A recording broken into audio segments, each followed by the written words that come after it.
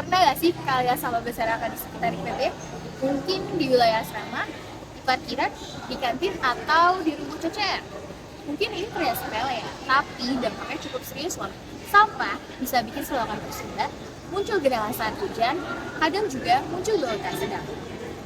Bukan cuma ganggu pemandangan aja, tapi juga ganggu kenyamanan dan ganggu kesehatan warga kampus. Lebih dari itu, membuang sampah sembarangan juga melanggar sila kedua dan sila kelima Pancasila, di mana dapat merugikan orang lain dan menciptakan ketidakadilan.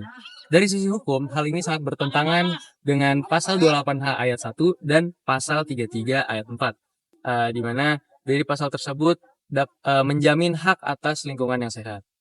Nah, kami dapat menyimpulkan bahwa di lingkungan kampus sangat kurang akan kesadaran hukum.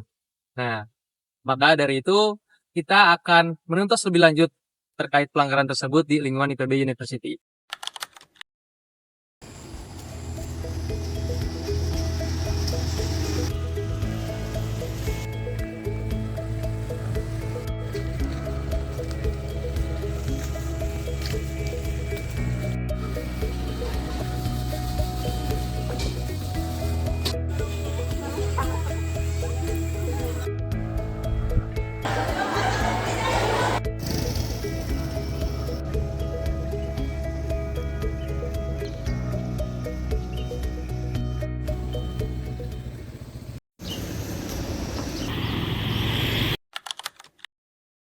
Nama aku Wicak dari SC16. Aku mau wawancara sedikit mengenai sampah di IPB ini. Sebelumnya boleh kenalan dulu, kakak namanya siapa? Gana, Gana dari ST15. SC15. Aku oke. Sama Gavin Mas, Davin dari kelas mana? dari kelas S19. Raja dari kelas mana? ST5. ST5. Teman-teman semua, nama gue Eja. Mungkin aku ngasih dua pertanyaan aja nih kak. Dari kakak-kakak ini pernah nggak sih ngelihat atau mengalami dampak dari sampah yang menumpuk, misalnya kayak bau, genangan air, atau selokan sampai mampet gitu? Pernah sih. Pernah. Pernah di ini ya, nggak sih? Kayaknya yang paling deket dari sini mungkin di Cecer Bawah gitu ya. Soalnya itu kan kayak Dekat apa musola itu? Oke. Oh pernah Mas, jadi waktu itu saya jalan nih pakai motor, terus macet.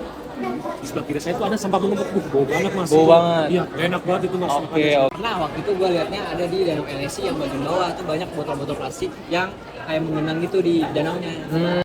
Isunya itu mungkin di asrama ya, karena gue juga tinggal di asrama gitu kan. Nah sebenarnya kalau masalah ngomongin sampah di asrama itu, dia udah lumayan bersih, udah cukup bersih. Cuman yang namanya sampah itu pasti ada lagi kan.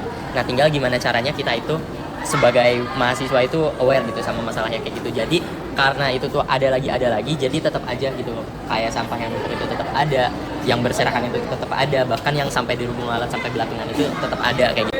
Menurut kakak nih, gimana sih cara paling efektif buat ningkatin kesadaran mahasiswa soal kebersihan yang ada di lingkungan kampus?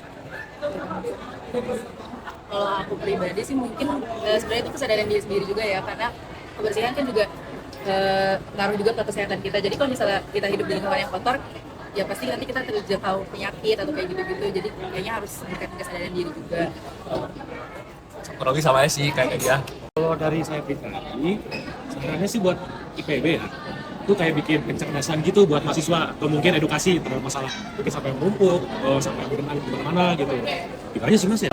Gua kayak kelas gitu, jadi kayak kelas cepat yang memaparkan pentingnya kebersihan lingkungan, terus ngadain pembicara yang menarik. Ngerubah kesadaran itu cukup sulit, karena kesadaran itu datang dari diri sendiri. Tapi gimana cara kita mengusahakannya? Tahu mau eksekutif PKU? Tahu dong. Tahu, oh iya. Tahu dong. Nah itu juga di situ ada peran untuk mewadahi teman-teman semua biar upgrade diri lebih sadar sama hal-hal itu. Salah satunya di Departemen Sosial Lingkungan Hidup.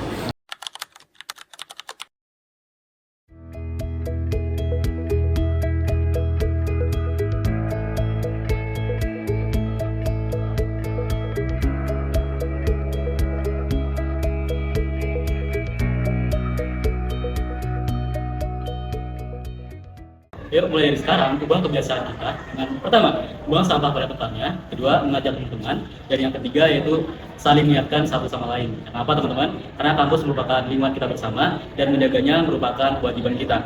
Karena apa? Karena menjaga lingkungan kampus merupakan literasi hukum dan juga kewarganegaraan. Karena kalau bukan kita, mau siapa lagi?